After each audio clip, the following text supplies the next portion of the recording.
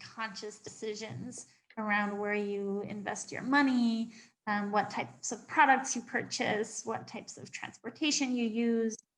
And I guess also the whole, how do you talk to other people and maybe encourage them to purchase differently?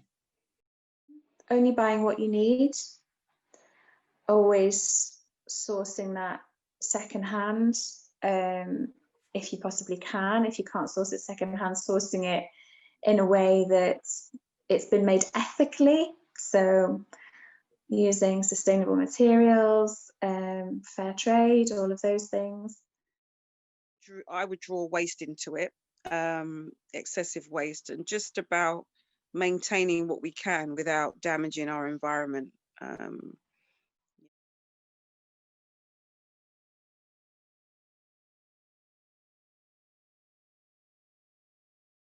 My mum says, "Oh, you're a hippie," and it winds me up because I think, what are you talking about? Like, do you even know what you mean when you say that? Like, it just sort of, I completely understand why people are looking for that new identity, and I think that the way we tell stories about who we are, and how we consume and how we interact with the world,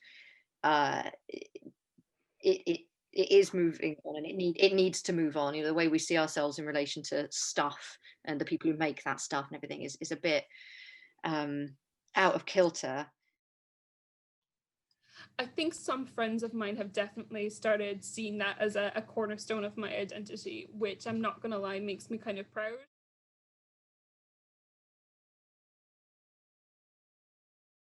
Today, I needed a new shampoo, right? So I went for the hard shampoo bar because I'm trying out which ones work best versus just going with the conventional type, or, you know, going with a bamboo toothbrush versus going with a standard plastic one. And those are like small things, but they add up, right? I think I mentioned the water bottle, or it could be walking somewhere rather than taking the car, or taking the train rather than flying. We switched to washable toilet wipes. That was the first thing. We'd already been using like washable makeup pads and stuff for a while. Not that I wear makeup, but my girls do. And yeah, just lots of little changes.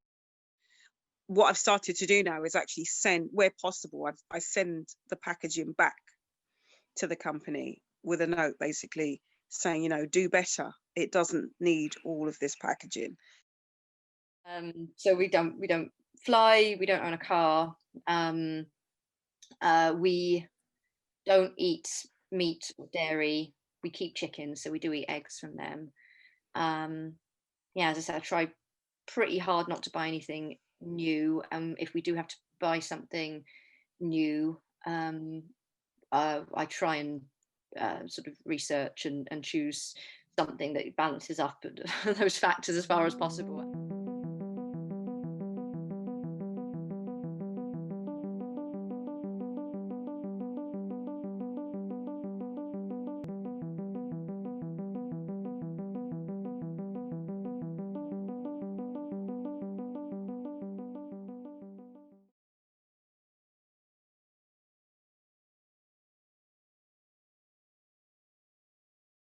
So that's definitely flying, right? Just because I think I already mentioned it's difficult because I live in a different country from most of my friends and my family. And even though within Europe it could be potentially replaced by taking the train, but then it's time and cost that factor into that.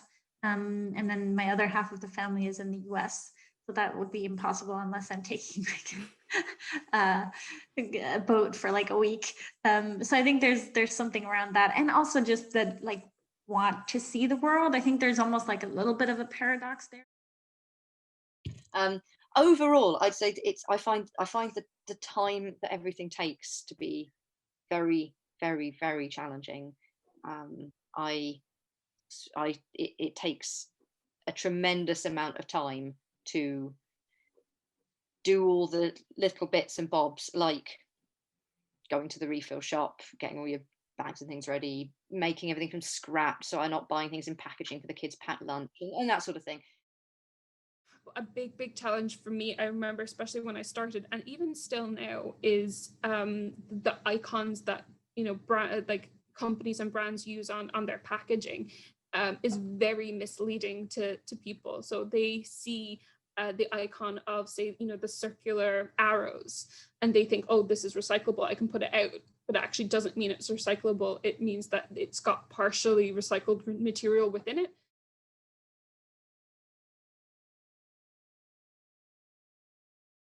So we run, my organisation, we run like kind of skills workshops in Cardiff around things like repair and bike maintenance and fixing your clothes, keeping chickens, growing veg. We run this like wasteless series, wasteless kitchen and wasteless bathroom, about kind of just reducing waste. We've been doing that for years and years, 8 years. And we've just got to know loads of really lovely people in the city who are on the same page and are always looking for kind of, well, what's the next thing I can do? Where can I use my energy where it's going to have the greatest impact? So having that kind of network is really nice. Specifically, we also went to sustainability events. So just, I don't know, there was something called like Planet B, or a couple of other organizations where you have interesting talks. And yeah, so we would go there together, or it's like a zero waste Christmas fair or something that might be on. So I think there are definitely like events related to sustainability or that topic that I definitely think we would bond over. Yeah.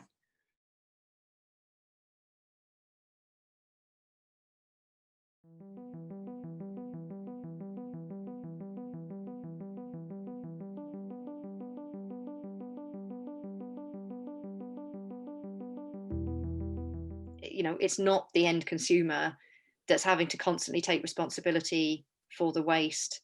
For there to be, whether it's sort of incentives for companies that do take responsibility for their processes and their packaging, or whether it's kind of charging the ones that don't. I don't know which way works better, but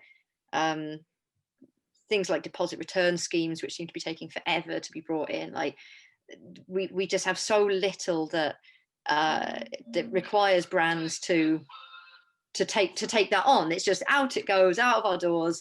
And then you get lots of individuals faffing over their recycling bins and worrying about Tetra packs and all these sorts of things. Whereas that responsibility, I think, should be shifted significantly onto producers. That would make things much easier for people across different kind of income levels, people with different amounts of time on their hands, to make more sustainable choices. I think what concerns me is that it's left to the consumer to do all the work, and it shouldn't be for me to send back packaging to each company and say do better.